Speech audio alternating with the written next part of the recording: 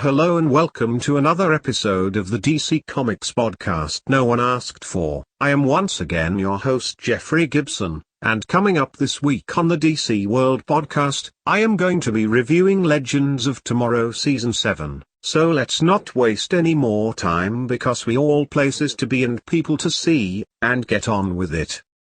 Normally, yours truly might refer to a popular show's comeback as being long awaited, but truthfully we didn't have to wait all that long for Legends of Tomorrow Season 7.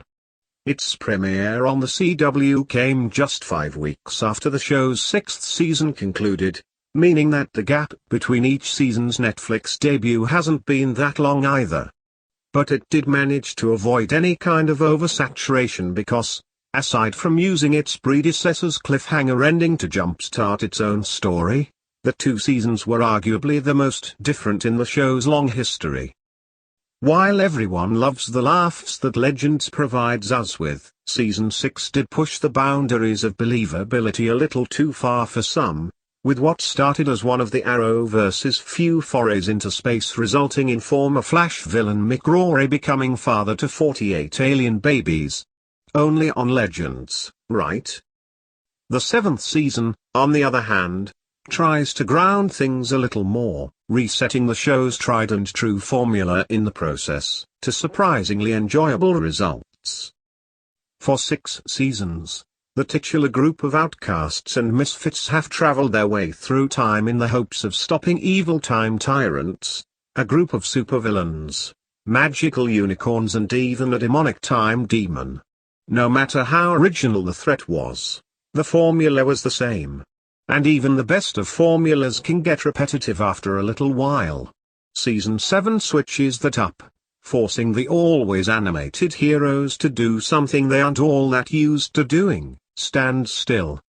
Stranded in 1925, the eclectic group of weirdos with truly random superpowers have to find their way in a very different time, all while trying to find their way home to stop the evil Waiver Rider that destroyed their Waiver Rider and avoid any potential damage to the timeline in the process.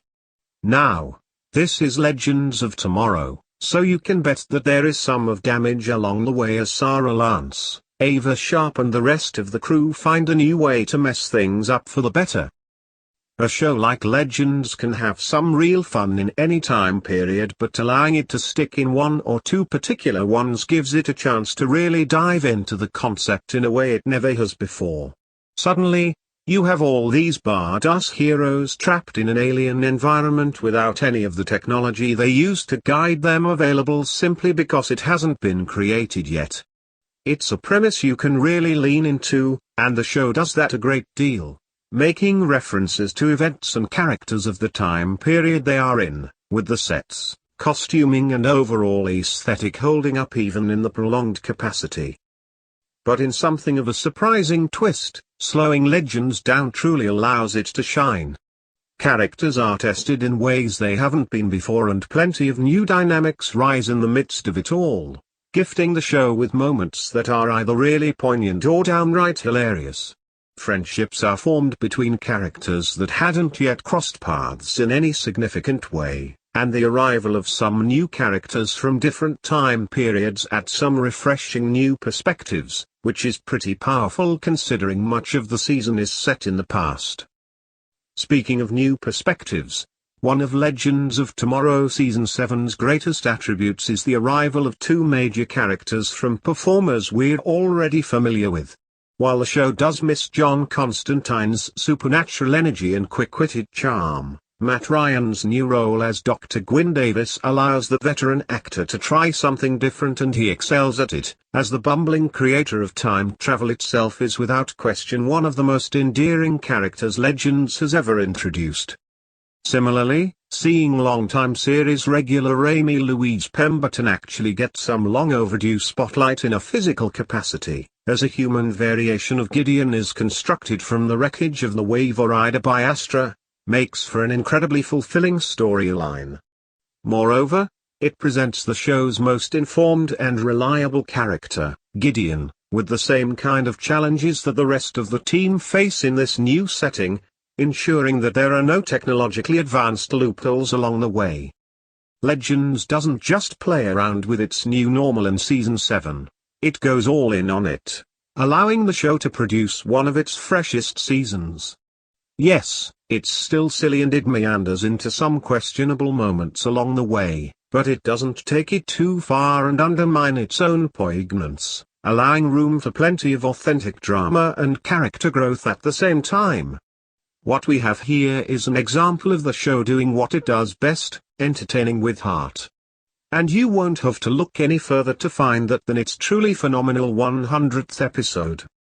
All in all, Legends abandons the crutch of its concept in Season 7, taking the story and characters into uncharted territory to produce what is unquestionably its best season in quite some time. Now it's time to score this season, and to do so I am going to be judging the acting, the writing, the directing and the overall execution. The acting gets a 10 out of 10. The writing gets a 6 out of 10 as I believe there is still room to improve, the directing gets a 5 out of 10, and the overall execution gets a 7 out of 10, and those marks give this season of Legends 28 out of 40. Well folks, that's just about enough from me for this week. I will be back next week with another episode, so until then, thank you all so much for listening, stay safe and try and have a good week. Cheerio.